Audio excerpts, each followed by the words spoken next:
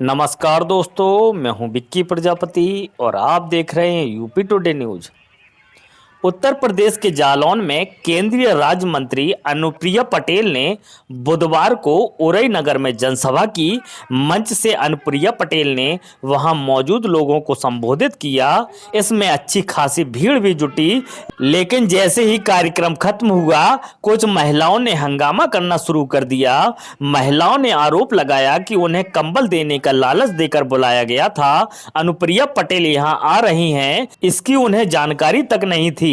महिलाओं ने आरोप लगाते हुए कहा, हमसे आधार कार्ड की फोटो कॉपी लाने को कहा गया था कि 3 जनवरी को कंबल बांटे जाएंगे। बाकायदा टोकन दिया गया था। हम यहाँ आए, लेकिन यहाँ कार्यक्रम चल रहा था। इस कार्यक्रम के बारे में ना तो टोकन में लिखा गया था, ना ही हमें बताया गया था।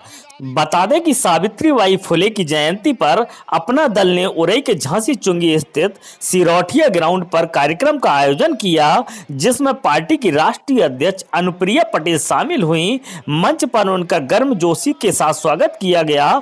इधर कार्यक्रम में बड़ी संख्या में महिलाओं की भीड़ उमड़ पड़ी। अनुप्रिया पटेल और पार्टी के नेताओं ने जनसभा को संबोधित किया। करीब 2 घंटे तक पूरा कार्यक्रम चला।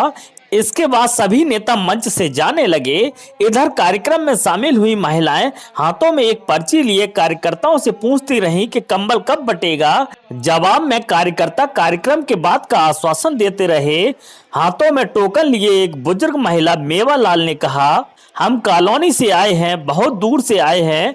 हमसे यही कहा गया था कि आना तो कंबल मिल जाएगा। हम सोचे कि ठंड में कुछ मिल जाएगा तो सही रहेगा, लेकिन हमें यहाँ कुछ नहीं मिला, ठिठुर गए हैं। अपना दल की जनसभा में पहुंची महिला रानी सुशीला कालिंदी, सुखदेवी, दयाशंकर, नेहा किशोरी, मेवा रानी राजकुमारी ने अपना अपना टोकन दिखाया। इन लोगों ने कहा कि हम लोग रिनिया, शांतिनगर, उमरार खेड़ा और कांसीराम कॉलोनी से कंबल की आस में आए थे, लेकिन यहाँ कंबल जैसा कुछ बट नहीं रहा। नेहा ने कहा 10 बजे का समय दिया गया था, 3 बजे तक हम यहाँ बैठे रहे, पूरा कार्यक्रम देखते रहे। राजनीति की बातें हमारे समझ में नहीं आई। हम कंबल के लिए आए थे, अभी तक कंबल नहीं मिला है। नेहा और सभी महिलाओं ने टोकन दिखाया और कहा कि इसमें कहीं भी इस कार्यक्रम का जिक्र नहीं है। टोकन में लिखा था कंबल वितरण, समय 11 बजे, स्थान सिरौठिया ग्राउंड। टोकन संख्या कार्यक्रम संयोजक दीपमणि सिरौठिया, राष्ट्रीय सचिव अपना दल एस। जनसभा में पहुंची महिलाओं ने 4 बजे हंगामा शुरू कर दिया। महिलाओं ने कहा कि उन्हें कंबल का लालच देकर बुलाया गया था, उनके साथ ठगी की गई है। इधर पार्टी कार्यकर्ताओं ने बताया कि 100 लोगों को कंबल बांटे गए हैं। वहीं पार्टी से जुड़े लोगों के मुताबिक करीब 10,000 से ज्यादा टोकन बांटे गए थे। इसी हिसाब से जनसभा में भीड़ उमड़ पड़ी। मतलब ये कंबल दे, हमको बोला गया था कि कंबल मिलेंगे। तो यहाँ पर्ची आधार कार्ड जमा हो रहा था और पर्ची मिल रही थी, तो हम लोगों ने आधार कार्ड जमा किया और पर्ची ली थी। तो आज अभी तक तो किसी को, सभी को, जितने लोग यहाँ आए सबके पास आधार कार्ड मिल रही है, पर्ची मिल रही है। और इसी वजह से हम लोगों को किसी को ये पता नहीं था कि यहाँ पे कार्यक्रम मिल रहा है, कार्यक्रम हो रहा है। तो इसलिए हम सब लोग आए थे। अब ये कार्यक्रम हो रहा है, हम लोगों ने देखा भी है। अब आप तो कंबल दे दीजिए, या एक हम लोगों को सबको दे दो, हमें नहीं चाहिए। तो ये दादी है, ये दादी है, ये भी दादी है, इन सबको दे दीजिए। अच्छा, ये पर्चियाँ कब बांटी गई थी? ये पर्ची परसों बांटी गई थी। परसों बांटी गई थी। अच्छा, क्या कह के बांटी गई थी पर्चियाँ? कुछ नहीं, ये कंबल बट रहे थे सभा के लिए। तो आप लोग यहाँ क्या देख रही हैं? यहाँ पे क्या हो रहा था? यहाँ पे यहाँ तो कार्यक्रम हो रहा था। अच्छा, कार्यक्रम में मतलब कंबल वितरण में यहाँ पे कार्यक्रम हो रहा था। किसका कार्यक्रम था? अनुप्रिया पटेल जी का हो रहा था। अच्छा, लेकिन ये नहीं बताया था कि अनुप्रिया पटेल का कार्यक्रम नहीं, ये कुछ नहीं बताया गया था। बोला खाली कंबल बट कुछ नहीं बताया। ये कहा था कि 3 तारीख को आना, पर्ची मिलेगी, वो कंबल मिलेंगे आपको। 11 बजे आ जाना। ये दादी भी है, ये दादी भी आई थी। अच्छा, तो यहाँ कंबल मिला आपको? नहीं, अभी नहीं मिला। अच्छा, क्या हो रहा था यहाँ पे? यहाँ कुछ बताया नहीं कि ये प्रोग्राम होगा। अनुप्रिया पटेल आ रही, किसी को मालूम नहीं है, खाली कंबल की जानकारी सबको। अच्छा, कंबल के नाम पे आप लोगों को? सभी अच्छा, कंबल के नाम पे बुलाया गया। 10:30 बजे के बैठे हुए। अच्छा, कितने बजे से बंटना था कंबल? 11 बजे। अच्छा, 11 बजे। सभी लोग व्यवस्था में सहयोग करें। ठीक। अच्छा, कहाँ से आई आप? रिनिया से, रिनिया। अच्छा, यहाँ किस लिए आई थी? इसलिए बोला तो कि आधार कार्ड, आधार की फोटो कॉपी लेके आओ, कम्बल मिलेंगे। तो यहाँ कम्बल मिला आपको? नहीं, कुछ नहीं। तो यहाँ क्या हो रहा था? जो प्रोग्राम है तो धोखेबाज से बोला होगा, इतनी पब्लिक आती गई ना। अच्छा। लोग लालच से आई जाओ। अच्छा, और तो यहाँ पर लोभ लालच से बुलाया गया था, तो आपको कम्बल नहीं मिला? कुछ नहीं मिला। खाने पीने की बहुत कहाँ से आई हो? परेशानी है। काशीराम कॉलोनी। कॉलोनी से काहे खिलाने आई थी? अब यही खिलाने आए। अच्छा, तो आपको बुलावा तो का हाँ, का कही थी? कम्बल में ले गई। तो कम्बल नहीं मिला यहाँ पे? नहीं मिला। जिसका फोन केपी का है। ठीक है, ठीक है, ठीक। वहीं सावित्रीबाई फुले की जयंती पर उरई नगर में पहुंची केंद्रीय मंत्री और अपना दल की राष्ट्रीय अध्यक्ष अनुप्रिया पटेल ने कहा कि संगठन को मजबूत बनाने और विस्तार करने में अपना दल जुटी है। लोकसभा की सीटों के बंटवारे को लेकर समय आने पर फैसला लिया जाएगा। तीसरी बार अपना दल और एनडीए की सरकार बनाने में जुटी हैं। जुडिशियल में आरक्षण को लेकर उन्होंने कहा कि भारतीय न्याय सेवा का गठन किया जाए, जिससे से ज्यादा न्यायाधीशों की नियुक्ति हो सके और इसमें ओबीसी को भी आरक्षण दिया जाए और समय पर फैसला भी आ सके, क्योंकि वर्षों तक फैसले लंबित रहते हैं। वाराणसी में आईआईटी बीएचयू की छात्रा से गैंगरेप मामले में सवाल पूछने पर उन्होंने चुप्पी साध ली। केंद्र सरकार द्वारा हिट एंड रन कानून में किए गए बदलाव पर उन्होंने कहा कि यह कौन सा कानून बना है, इसके बारे में उन्हें कोई जानकारी नहीं है। सावित्रीबाई फुले की जयंती पर पहुंची अनुप्रिया पटेल ने कहा कि महिलाओं के लिए विकास की यात्रा के लिए यह एक महत्वपूर्ण दिन है। सावित्रीबाई फुले जो देश की प्रथम महिला शिक्षक के रूप में जानी जाती थी, वह सामाजिक क्रांति की अग्रदूत के रूप में जानी जाती थी। उन्होंने कहा कि 19वीं शताब्दी में जब महिलाओं को शिक्षा का अधिकार नहीं हुआ करता था, और खासकर तब जब समाज में उनके साथ बहुत भेदभाव होता था, बहुत अन्याय होता था, ऐसी परिस्थितियों में माता सावित्रीबाई फुले ने अपने पति महात्मा ज्योतिबा राव फुले के साथ मिलकर नारी शिक्षा की दिशा में पहला कदम आगे बढ़ाया और बालिकाओं की शिक्षा के क्षेत्र में बहुत बदलाव किया। 19वीं शताब्दी का वह दौर कितना कठिन होगा जब महिलाओं को शिक्षा का अधिकार नहीं था, उन्हें शिक्षा से दूर रखा जाता था, और उस दौरान में समाज के कड़े विरोध के बीच माता सावित्रीबाई फुले ने महिला होकर साहस दिखाया। उन्होंने स्वयं शिक्षा अर्जित की, साथ ही अन्य बालिकाओं और महिलाओं की शिक्षा के लिए महान उदाहरण दिखाया। आज उनको नमन करते हैं और जो महिलाओं के सशक्तिकरण की अलग जगाई है, उसको आगे ले जाने का संकल्प लेते हैं। मैडम, आज आई हैं सावित्रीबाई फुले जयंती पर, क्या उद्देश्य रहा बुंदेलखंड को लेकर, और इस बार आप क्या पार्टी बुंदेलखंड से क्या चुना? आज की तारीख 3 जनवरी इस देश की महिलाओं की विकास यात्रा में एक बहुत महत्वपूर्ण तारीख है। माता सावित्रीबाई फुले जो नारी मुक्ति आंदोलन की अग्रदूत हैं, जिन्होंने देश की प्रथम महिला शिक्षक होने का गौरव प्राप्त किया, और 19वीं शताब्दी के कठिन दौर में जब महिलाओं को शिक्षा के अधिकार से वंचित रखा जाता था, उस दौरान उन्होंने महिलाओं की शिक्षा के लिए संघर्ष किया, 18 स्कूल स्थापित किए। आज हम सभी लोग ऐसी माता सावित्रीबाई फुले जी को उनकी जन्म जयंती पर नमन करने के लिए यहाँ पर पूरा अपना दल परिवार इकट्ठा हुआ है, और मैं सभी अपने कार्यकर्ताओं को बधाई देना चाहती हूँ कि उन्होंने इस कार्यक्रम को इतना भव्य स्वरूप प्रदान किया है। जहाँ तक इस क्षेत्र से चुनाव लड़ने का विषय है, तो हमारी यहीं की विधायक बैठी हुई हैं, डॉक्टर रश्मि आर्य जी यहाँ पर साथ में है। अपना दल एनडीए का घटक है, और इस वक्त हमारी पूरी दृष्टि 2024 के चुनाव को एनडीए का गठबंधन कैसे फतेह करे, इस पर केंद्रित है, और उसके मद्देनजर हम अपने संगठन को पूरे उत्तर प्रदेश में धार देने में लगे हुए हैं।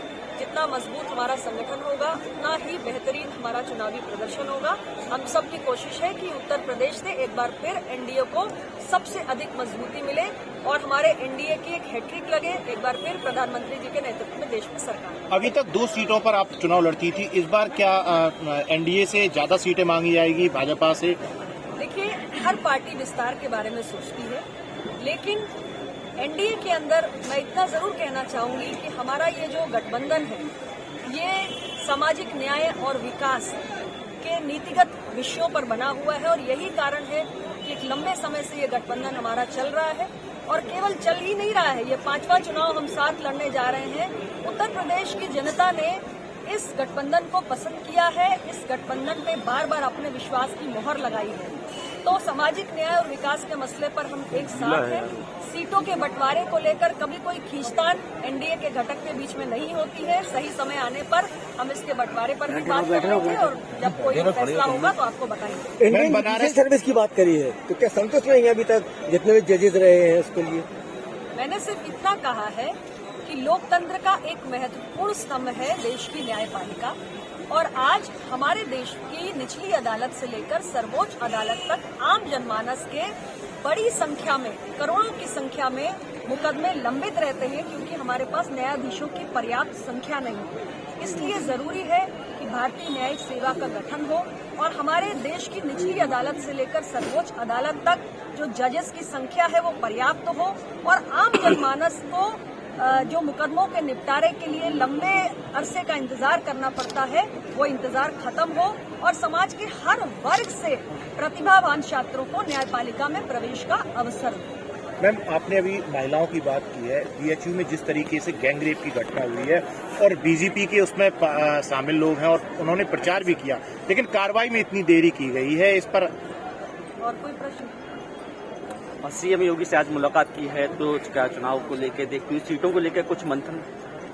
देखिए, माननीय मुख्यमंत्री जी को नववर्ष की बधाई देने के साथ ही साथ मेरा अपना संसदीय क्षेत्र है, उसके विकास से जुड़े मसले पर और अपना दल और भाजपा का लंबा गठबंधन है, तो आने वाले चुनाव को देखते हुए किस तरीके से दोनों पार्टी के कार्यकर्ता मिलकर तैयारी करें, मिलकर संयुक्त कार्यक्रम करें और 2024 में बेहतर से बेहतर परिणाम हो, इसकी एक रूपरेखा के संबंध में माननीय मुख्यमंत्री से चर्चा। हिट एंड रन का भी लोकसभा और राज्यसभा में बिल पेश हुआ। कौन सा बिल? हिट एंड रन वाला। मेरे को नहीं मालूम है कौन सा बिल। नहीं, कानून जो बना है 10 साल की। आज के विषय पे बात करूँ। चलिए ठीक है, ओके, थैंक यू। राष्ट्रीय अध्यक्ष जिंदाबाद,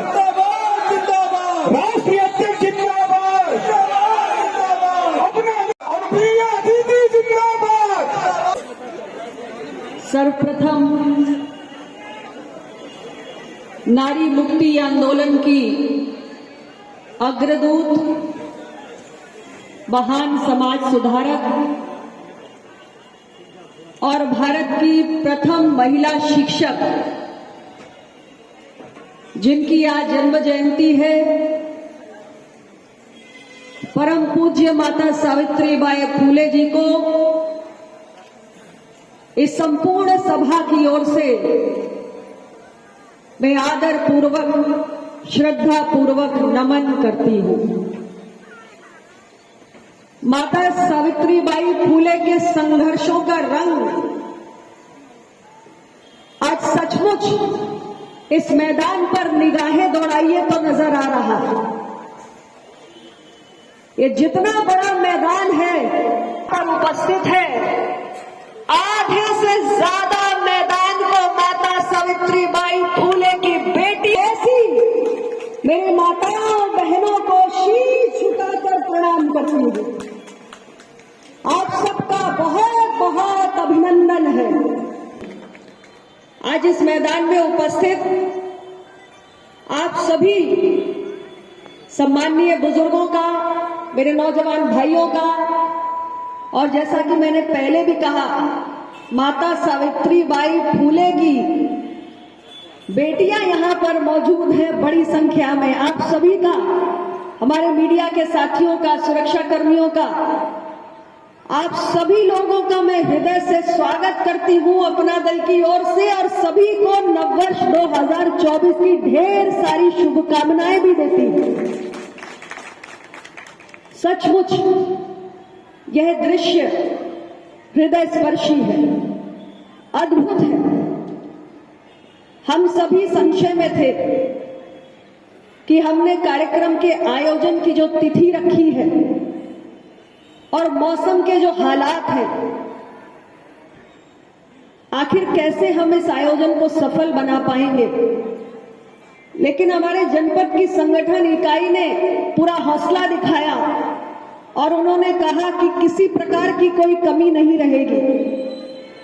और निश्चित रूप से आपने बहुत अथक परिश्रम किया है और इतनी भीषण ठंड में आप सब इतनी देर से बैठे हुए, इसलिए जितनी बार जितने शब्दों में भी मैं आप सबका शुक्रिया अदा करूं, आप सबको आभार व्यक्त करूं, कृतज्ञता ज्ञापित करूं, वो कम ही होगा।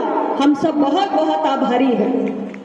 ये सचमुच अपना दल के प्रति आपका बढ़ता हुआ विश्वास है, आपका बढ़ता हुआ स्नेह है और आपका ये विश्वास, आपका ये प्यार, आपका ये आशीष ही हम सभी लोगों की ताकत है, हमारी शक्ति है, हमारी ऊर्जा को बढ़ाता है, हमें संघर्ष करने के लिए और साहस देता है। हम पुनः आपके बहुत बहुत शुक्रगुजार हैं। आज का दिन भारत की महिलाओं के विकास की यात्रा में एक महत्वपूर्ण दिन है। माता सावित्रीबाई फूले जो देश की प्रथम महिला शिक्षक के रूप में जानी जाती है, जो सामाजिक क्रांति की अग्रदूत के रूप में जानी जाती है। एक वो दौर था 19वीं शताब्दी का जब महिलाओं को शिक्षा का अधिकार नहीं हुआ करता था और खास तौर से जो समाज के दबे कुचले वर्ग से महिलाएं आती थी उनके साथ बहुत भेदभाव होता था, बहुत अन्याय होता था, शोषण होता था। ऐसी परिस्थितियों में माता सावित्रीबाई फूले ने साहस दिखाकर अपने पति महात्मा ज्योतिबा फूले के साथ मिलकर नारी शिक्षा की दिशा में पहला कदम आगे बढ़ाया और एक नहीं 18 स्कूल, 18 विद्यालय बेटियों की शिक्षा के लिए स्थापित किए, बालिकाओं की शिक्षा के क्षेत्र में अभूतपूर्व कार्य किया। और उस वक्त यह आसान काम नहीं था। आज तो देश बहुत बदल चुका है, परिस्थितियां बदल चुकी हैं, महिलाएं आगे बढ़ चुकी हैं, लेकिन 19वीं शताब्दी का वो दौर आप सभी कार्यकर्ताओं का बहुत बहुत अभिनंदन है, बहुत बहुत अभिनंदन है। 19वीं शताब्दी का वो दौर कितना कठिन रहा होगा जब महिलाओं को शिक्षा का अधिकार नहीं था, उन्हें शिक्षा से दूर रखा जाता था। और उस दौर में समाज के कड़े विरोध के बीच माता सावित्रीबाई फूले ने एक महिला होकर यह साहस दिखाया कि उन्होंने न केवल स्वयं शिक्षा अर्जित की अपितु अन्य बालिकाओं और महिलाओं की शिक्षा के लिए भी उन्होंने महान उदाहरण आज हमारे समाज के साथ उस दौर में स्थापित करने का काम किया। और इसलिए आज हम सभी उनको नमन करते हैं और साथ ही उन्होंने जो अलग जगाई महिलाओं के सशक्तिकरण की, उसको आगे लेकर जाने का भी संकल्प लेते हैं। अभी हमारे जो विधायक मंच पर उपस्थित हैं उन्होंने अपनी बातें रखी। हमारी बहन जो माननीय विधायक है डॉक्टर सुरभि, उन्होंने अपनी बात रखी। डॉक्टर जमुना प्रसाद सरोज जी ने अपनी बात रखी। आपने सभी के विचारों को सुना। हमारी पार्टी अपना दल निरंतर संगठन से लेकर चुनावी क्षेत्र में महिलाओं को आगे बढ़ाने के लिए निरंतर कटिबद्ध है। और इसका उदाहरण है कि हमारे संगठन की इतनी सारी महिला पदाधिकारी आज इस मंच पर विराजमान है। हमारी महिला विधायक डॉक्टर रश्मि आर्या, सरोज कुरेल जी, हमारी डॉक्टर सुरभि, ये सभी आपके सामने इस मंच पर बैठी हुई है। और ये सभी विधायक हमारी दबे कुचले वर्ग से आती है। माता सावित्रीबाई फूले ने उस दौर में जो संघर्ष किया, आज उसका असली रंग हम देख रहे हैं कि धीरे धीरे धीरे करके हर क्षेत्र में महिलाएं अपना स्थान बना रही हैं, महिलाएं अपनी पहचान बना रही हैं। किसी प्रकार के प्रतिभा और क्षमता का कहीं कोई अभाव नहीं होता है। और इसलिए अपना दल भी हमारी आधी आबादी को आगे बढ़ाने के लिए 100% संकल्पबद्ध है, 100% संकल्पबद्ध है।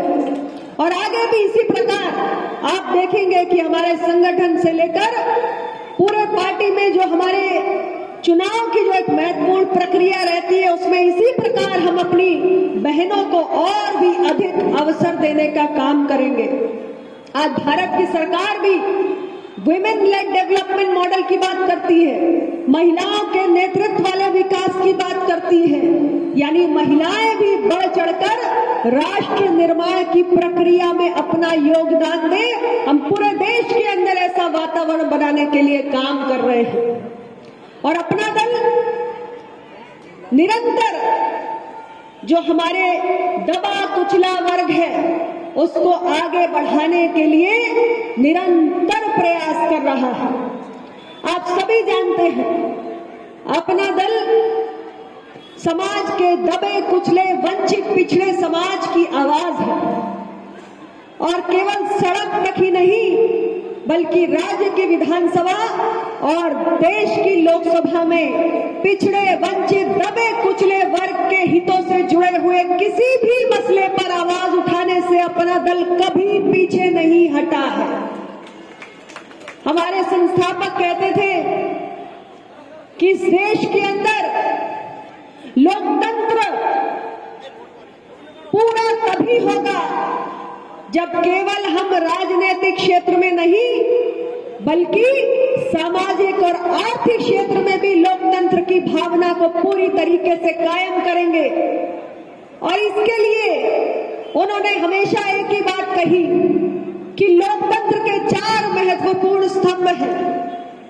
हमारी विधायिका, हमारी कार्यपालिका, हमारी न्यायपालिका और इसके साथ ही जो आगे हमारे बैठे हुए हैं लोकतंत्र के चौथे प्रहरी के रूप में जिन्हें जानते हैं हमारा मीडिया।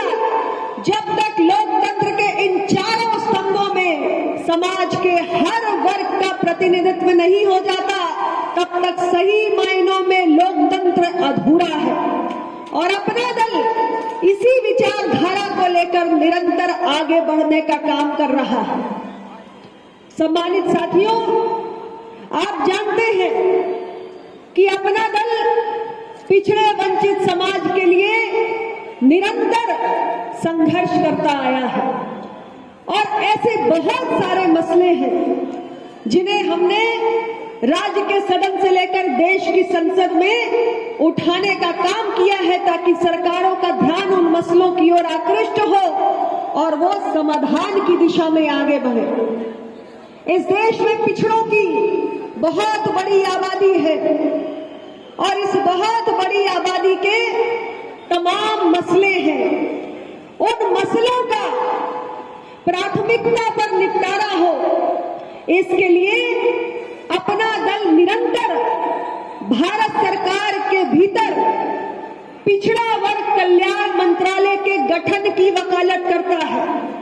आज देश की आबादी का सबसे बड़ा हिस्सा ओबीसी का है, पिछड़ों का है, लेकिन जब पिछड़ों के मसलों की बात आती है तो भारत सरकार का सामाजिक न्याय और अधिकारिता मंत्रालय, जिसके पास पहले से ही बहुत सारा कार्य का बोझ है, वो बहुत सारे अन्य विषयों को भी देखता है, वही हमारा मंत्रालय ओबीसी से जुड़े हुए सारे मसलों को भी देखता है।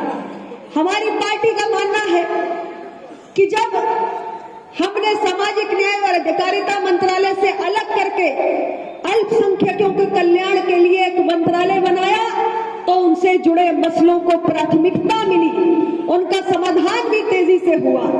इसी प्रकार सामाजिक न्याय और अधिकारिता मंत्रालय से अलग करके हमने जब ट्राइबल अफेयर्स जनजाति कार्य मंत्रालय बनाया तो हमारे देश के जनजाति वर्ग के मसलों का भी तेजी से समाधान होने लगा।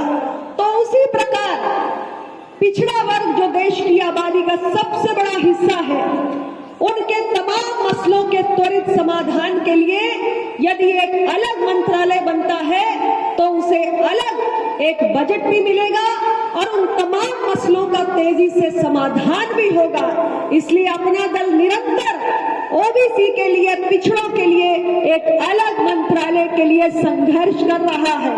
संघर्ष करने में अपना दल कभी पीछे नहीं रहा है और और हमारा मानना है कि जब मसलों पर निरंतर आपकी प्रतिबद्धता कायम रहती है तो मसलों का समाधान भी होता है।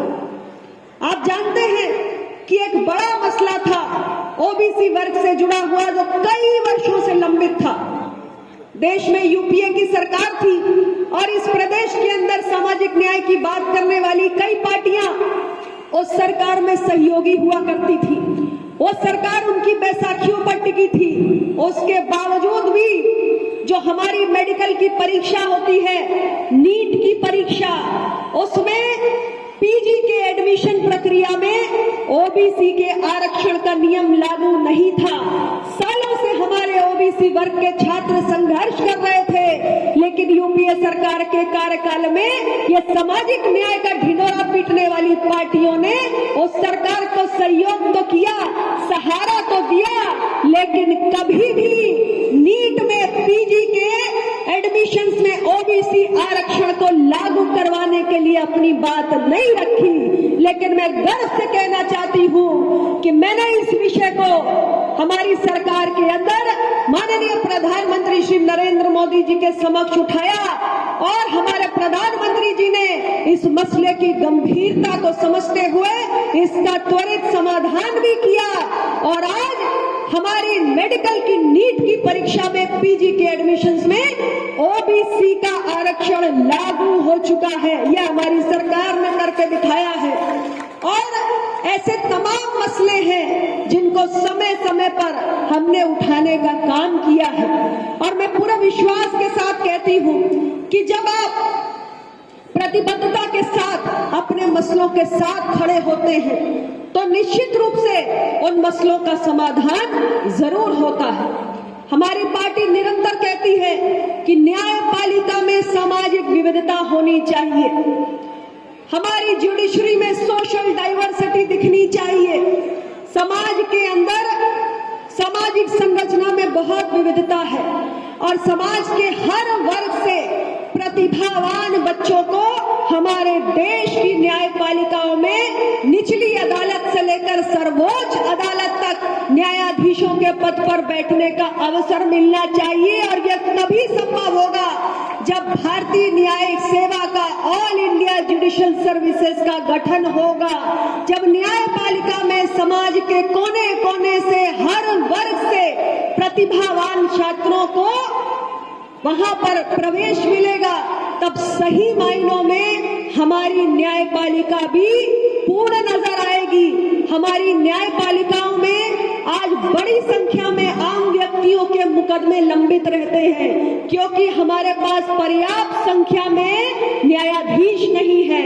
इतनी सारी पेंडेंसीज हैं, अगर हमें पर्याप्त संख्या में हमारे पास न्यायाधीश नहीं होंगे तो आम जनता इसी प्रकार अदालतों की ठोकरें खाती रहेगी। और इसलिए जरूरी है कि भारतीय न्यायिक सेवा के माध्यम से प्रतिभावान बच्चों को मौका मिले और उन सभी को न्यायपालिका में प्रवेश मिले। ऐसा अपना दल का मानना है कि एक सामान्य व्यक्ति, उसका बहुत सारा समय, बहुत सारी ऊर्जा और बहुत सारा धन अदालतों के चक्कर काटते काटते नष्ट होता है। उसे बहुत सारी दुश्वारियों और तकलीफों से होकर गुजरना पड़ता है। लेकिन अगर हमारे पास पर्याप्त संख्या में न्यायाधीश हो तो आम जनता की तकलीफें काफी हद तक कम हो जाएंगी। समय से मसलों का, मुकदमों का निपटारा होने लगेगा और हमारी न्यायपालिका में जो सामाजिक विविधता की झलक दिखनी चाहिए वो भी दिखने लगेगी और ये भारत के लोकतंत्र को और मजबूत करेगा। ऐसा मैं इसलिए कह रही हूँ क्योंकि भारत दुनिया का सबसे बड़ा लोकतंत्र है। भारत दुनिया का सबसे बड़ा लोकतंत्र है और जो लोकतंत्र जितना अधिक समावेशी होता है उतना अधिक सशक्त होता है। और समावेशी होने का मतलब होता है समाज के हर वर्ग से आने वाले लोगों को, खास तौर से दबे कुचले वंचित तबके जिनको कभी मौका नहीं मिला, उनको हमारे लोकतंत्र के सभी स्तंभों में जब भागीदारी मिलेगी तो हमारा लोकतंत्र ज्यादा समावेशी समावेशी होगा, और जब ज्यादा समावेशी होगा तो अधिक मजबूत होगा, सशक्त होगा, और दुनिया का सबसे बड़ा लोकतंत्र, दुनिया का सबसे सशक्त लोकतंत्र भी होना चाहिए।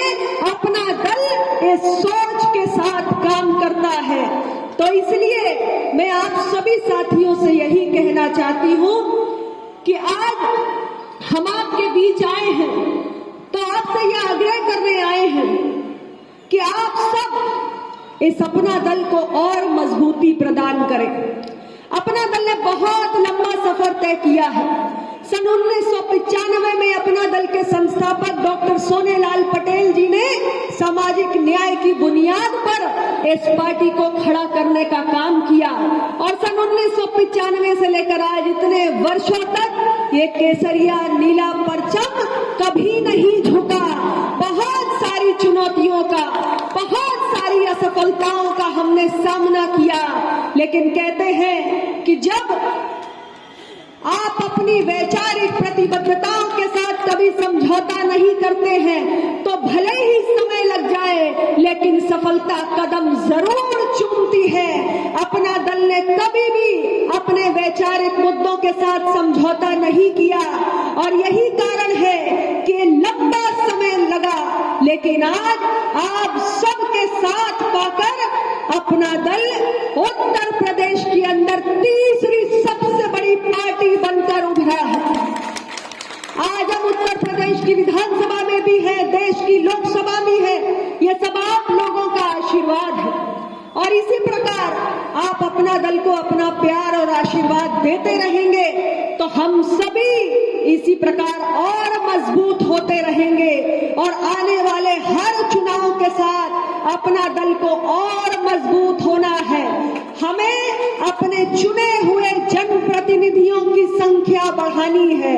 हमारे चुने हुए जनप्रतिनिधियों की संख्या ही लोकतंत्र में हमारी बढ़ती हुई ताकत होगी, और जितनी बड़ी संख्या में हमारे अपना दल के चुने हुए विधायक, सांसद देश और राज्य के सदन में पहुंचेंगे, उतना ही हमारी पार्टी की विचारधारा को मजबूती मिलेगी। अपना दल के एजेंडा को सदन के पटल पर रखने में हमें मजबूती मिलेगी। तो आज के इस अवसर पर मैं पुनः आप सभी साथियों का बहुत बहुत आभार व्यक्त करते हुए आप सभी से यही आग्रह करूंगी कि हमारी संगठन इकाई जो इस जिले की है उसमें बढ़ चढ़ के आप सभी लोग जो कर्मठ युवा हैं, जो हमारी बहनें हैं, वो सभी शामिल होकर संगठन में काम करें, और जो बुजुर्ग हैं अपना मार्गदर्शन और आशीर्वाद दें और इस संगठन को नई बुलंदियों पर लेकर जाए। हम आपसे वादा करते हैं आप इसी प्रकार अपना प्यार, अपना आशीर्वाद बनाए रखेंगे तो आने वाले समय में अपना दल और बड़े आकार में आप सबको नजर आएगा। न्याय की लड़ाई को लड़ने का काम करेंगे। पुनः बहुत बहुत धन्यवाद, बहुत बहुत अभिनंदन। माता सावित्रीबाई फुले जी को एक बार फिर हम सबकी ओर से शीश झुकाकर सादर नमन करते हैं। सभी साथियों का इसी प्रकार संगठन को मजबूती देते रहना है। आप सबको पुनः बहुत बहुत नमस्कार।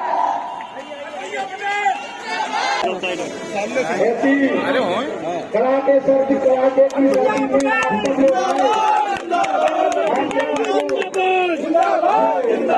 पटेल जी जिंदाबाद, चंद्रशेखर जी जिंदाबाद, चंद्रशेखर जी जिंदाबाद, रुपया पटेल जी जिंदाबाद, रुपया पटेल जी जिंदाबाद, रुपया पटेल जी जिंदाबाद, रुपया पटेल जी जिंदाबाद, आपसे रुपया पटेल जी जिंदाबाद, चंद्रशेखर जी जिंदाबाद, अनुप्रिया दीदी जिंदाबाद, अनुप्रिया दीदी जिंदाबाद, अनुप्रिया दीदी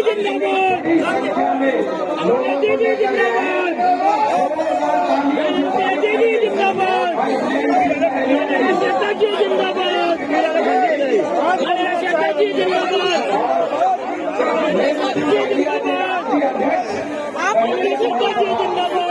अनुप्रिया दीदी जिंदाबाद, अनुप्रिया दीदी जिंदाबाद।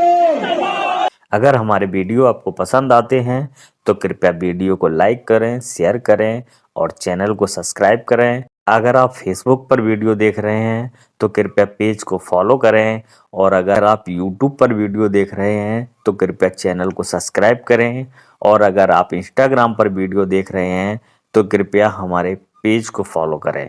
अगर आपने अभी तक हमारे ट्विटर अकाउंट को फॉलो नहीं किया है तो ट्विटर पर जाएं और विक्की जालौन सर्च करें और हमारे ट्विटर अकाउंट को भी फॉलो करें। जय हिंद, जय भारत।